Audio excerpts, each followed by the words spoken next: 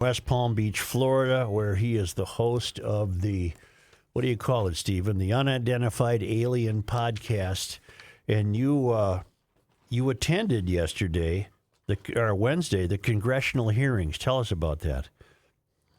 Yeah, it was a surreal moment. First of all, thanks for having me, guys. I know, Yeah. I mean, I've been a, I guess, long distance admirer of what you guys have done over the years. A fantastic job over the years. So it's an honor to be on here with you today. And I'm glad you're interested in the subject, because sometimes I feel like I'm the creepy guy alone in his basement, just trying to see if anyone's going to listen to me. Well, let's talk the about current that. Albert, what's his name? Let's talk about that for a minute. Yeah. Until recently, talking about UFOs was considered the sign of crack pottery. But too many intelligent, credited people are talking about it. I remember a story that was in Rolling Stone magazine in the early 70s. I've mentioned these guys before. It was 3 fishermen sitting on a dock in Pascagoula, Mississippi, and said they were abducted. And it was a long, long piece in Rolling Stone. I'd have to go back and reread it, but I would bet my suspicion would be that it was of a mocking tone, that they were having fun with it. Now you've got Navy pilots and military veterans talking about this. So there's something going on. That's exactly right. And you're right about that story. It's a famous story out of Mississippi in the 70s. And just to kind of put it together with the original question, Joe, the stigma, right? You talk about the crack pottery. Yes. It really is. It's come out of that, which is great to see because of these congressional hearings. So this was actually the second congressional hearing there. The first one happened last summer, 2023. David Grush, who was he was part of the Air Force and really like ahead of this secret division that was investigating these things. And through his investigations and conversations, he came across a lot of information that showed unequivocally in his summation that this is all real. Aliens, alien bodies, recovery of crafts, reverse engineer technology. And he testified to that under oath. And now that was last year. This year, just a couple days ago, I was fortunate enough to be on Capitol Hill, not as a witness, but to witness this happening with the 4 witnesses who were on the stand, again, under oath. And one of them, I guess most famously, is Lou Elizondo, who was the head of the Pentagon division called ATIP. It's no longer around. This division was so secret, guys, it wasn't even acknowledged up until a few years ago that this thing even existed. And their job was to investigate UFOs and the claims of it, not only from civilians, but from Air Force pilots, Navy crewmen, shipmen, everybody who were seeing these things within the military. What ended up happening with Lou Elizondo, which is what kind of took him down the path to testify in front of Congress under oath just a couple days ago, was that he was stymied within his own division. He was essentially handcuffed. He would come to all these different conclusions, and they would say, well, you can't really look into that. You can't go behind that door. You can't go behind that curtain. Who was handcuffing him? Did he have superiors in this division? That's exactly it. Superiors within the Pentagon, who were saying, you know what, we know you're being paid to look into this, but we don't really want you to, look in behind the door behind Lockheed Martin and Skunk Works and Raytheon and all these defense contracts. So he said, look, I've had enough. And he's brave enough, because it really does take courage to essentially not only put your life on the line, but your family is involved with this, your pension, which might be the least of it for some of these guys, because they do receive threats. And now it came all the way to the point where he went under oath to testify in front of Congress to say unequivocally, he answered the question, yes, when asked by Nancy Mace, can you say that these things are real? And he said, yes, this is real. They're being seen, and the reverse engineered technology is being hidden by the U.S. government. What are we afraid of? What is the government trying to protect us from? It's a great question. And I think that's something that people are still trying to figure out, honestly. And in my opinion, so if I can just give my opinion. Well, you're the host of the UFO show, kid. You got to have an opinion. Because I think it does come down to a lot of things. The biggest thing I think it comes down to is money and power, right? You kind of follow the money. And when you look at some of the names that I mentioned, that some of the players here that did get brought up during the hearing, that just to stay on Lou Elizondo, he was not comfortable answering in an open hearing. He said you can answer some things in a closed door hearing, in a secure setting, when it comes to Lockheed and some of these other defense contractors and companies. They control a lot of these things behind the scenes when it comes to the reverse engineered technology. And I think, again, this is just my opinion, that they don't want a lot of these things getting out because they've been lying to Congress. There has not been oversight on this stuff for 80 years. Mm-hmm. So if it starts to come out now, that Congress starts to find out about these things that they've been lied to. Because you have to remember, Congress isn't playing dumb. These congressmen and congresswomen, they actually don't know what's going on, which is why they're having these hearings. So they've been lied to over the years. Whose engineering is being reversed? Well, according to the witnesses who took the stand on Wednesday, it's NHI is the new name for aliens. That's kind of like the politically correct term, non-human intelligence.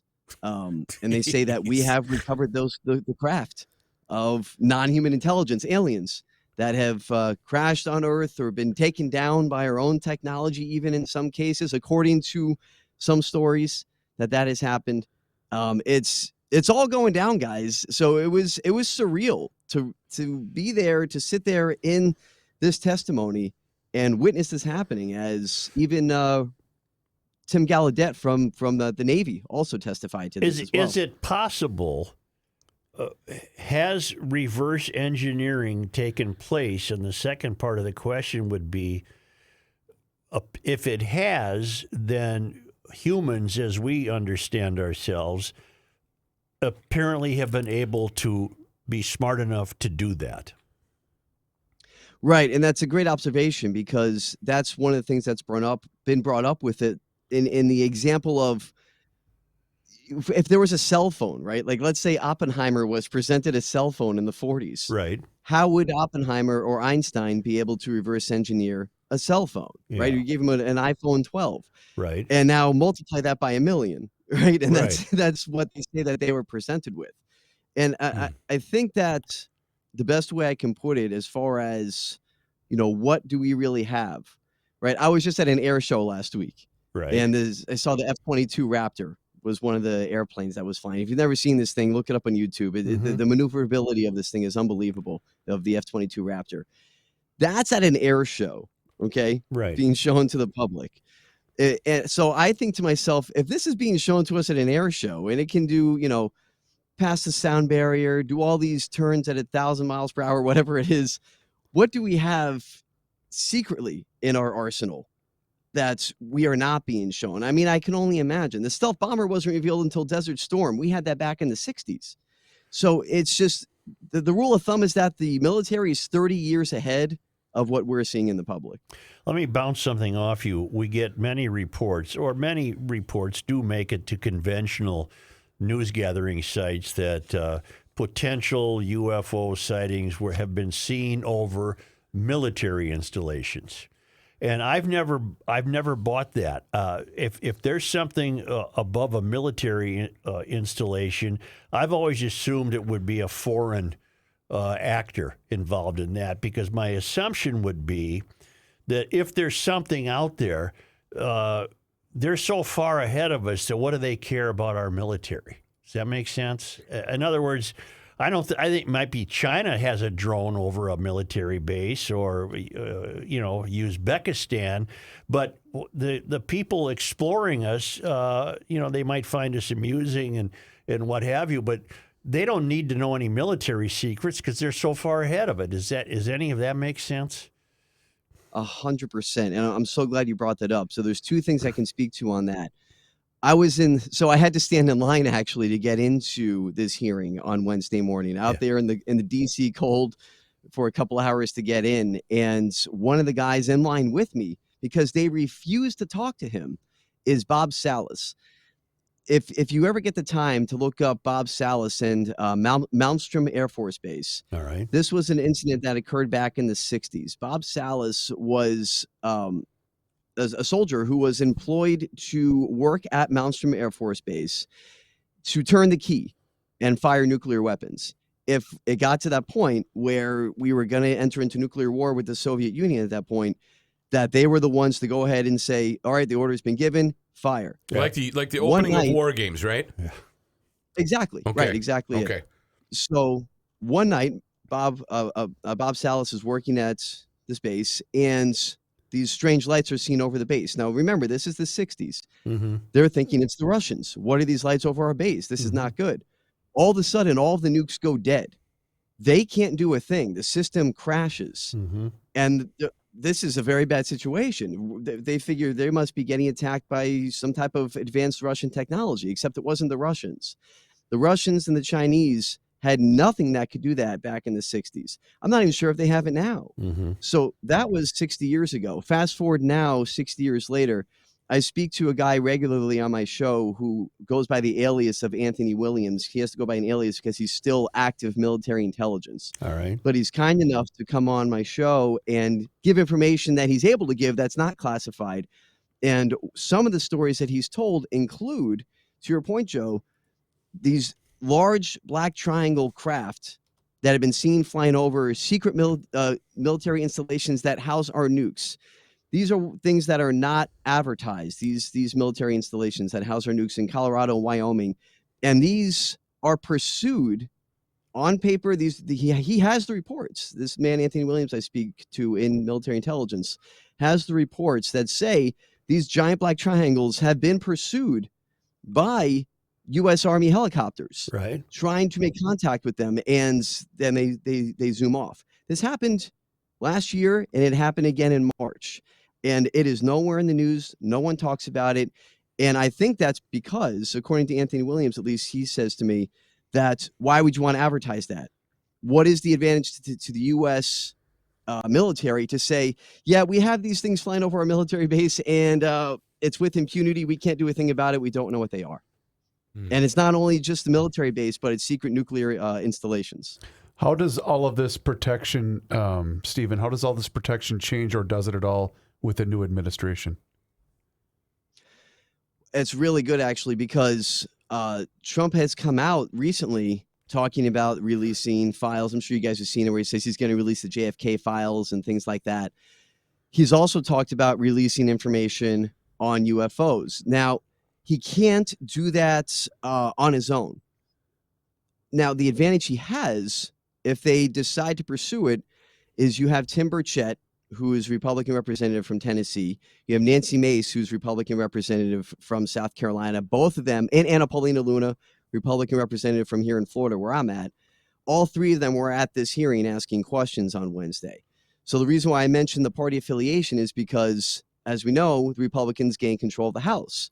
So you have these Republican representatives who are very interested and who are pushing to find out more about this. So if they agree with Trump to say, hey, we got to release some of at least what we know, and now you have a president who has gone on record to say, I am willing to release the files. Well, as the head of the executive branch, somebody's got to listen to him, right? Right. So if he has the backing of Congress to go ahead and say, let's try to do this, and Marco Rubio as well, who's of course, becoming Secretary of State, he's spoken out before saying we need to figure out what these things are and if it's a threat to national security. So now he has the backing of the Senate and the Congress to say, okay, let's go ahead and release some of this information and find out more, because it's hidden from the president in some cases too. All right, you have the show and you host it and you talk to people who you believe are credible and trustworthy. What do you believe? I believe that there's definitely something happening where there's more than just us. And for whatever reason, these other beings, this other life finds us interesting. Whether they had a hand in our development, that's another theory altogether. How long they've been coming here?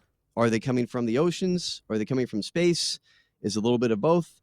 But I do believe that there is absolutely some type of intelligent life form out there that takes an interest in us. And for whatever reason, it seems like they're making themselves more known lately. And I don't know why that is, but I do find that part interesting. Absolutely. What are we supposed to be frightened about? I don't think so we far, do. I'm not frightened about anything. And I'm glad you said that, because, this is something that's people try to make people scared of this. Mm-hmm. There's that sensational, people try to sensationalize this and say, be afraid, be very afraid. They're going to kill us all. It's Independence Day. It's Yeah. and War of the I don't Worlds. think it's that. Yeah, and I don't think it's that at all, because if it was, I think they would have done it already, right? Like, what would be stopping them? If Right, what are they they can waiting fly over for? with impunity. Yeah, exactly. So I don't think it's anything to be afraid of. My main question is, it's the why, the whys and the hows. There's so much to find out about the motives of why they're here, why they fly over installations, why they're interested in us. That's really the thing. And so I'm glad you said that. I don't think there needs to be a fear factor to this. It's just a lot of questions that need to get answered, because it's there, it's happening. But the people you've talked to have enabled you to believe without a doubt that we meaning the military in some capacity, they have captured vehicles. They have seized a vehicle or two or three or a million, whatever, right? Right. Yeah. Yeah. And it's been happening for a long time. It's actually happened before Roswell. Roswell is what we always go back to, 1947, July Right. 1947. But there's a famous case out of Italy, the Magenta crash out of Italy, that in 1933, that David Grush, who I mentioned earlier, was the original witness who spoke at the first UAP hearings last summer.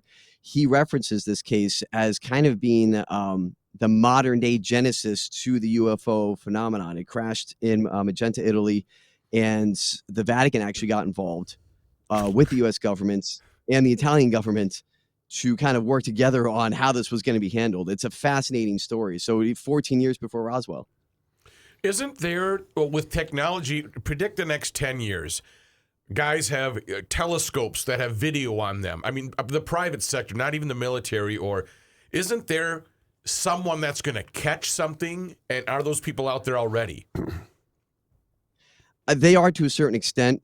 And it's tough because there's a ton of videos out there, but the question is, what's photoshopped, what's been made on some editing software, and what are we looking at that's real?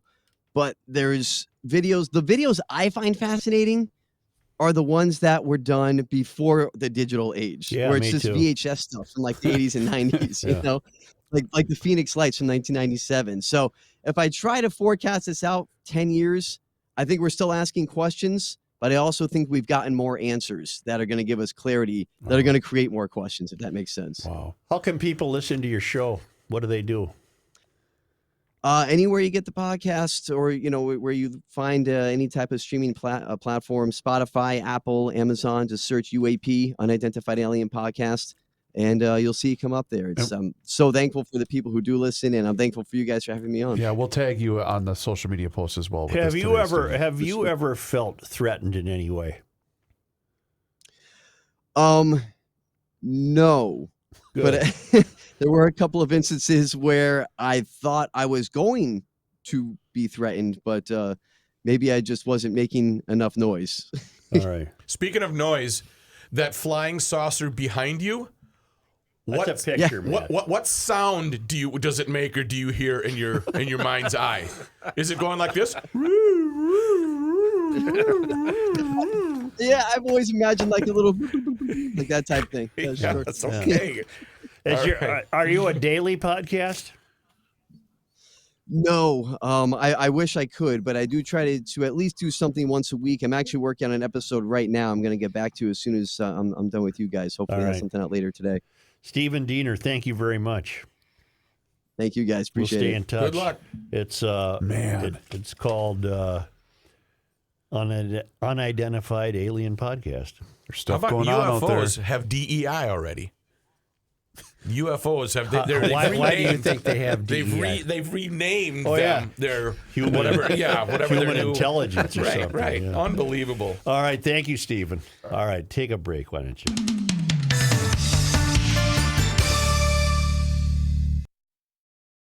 That was great. Nice job. Thanks, Stephen. That was great.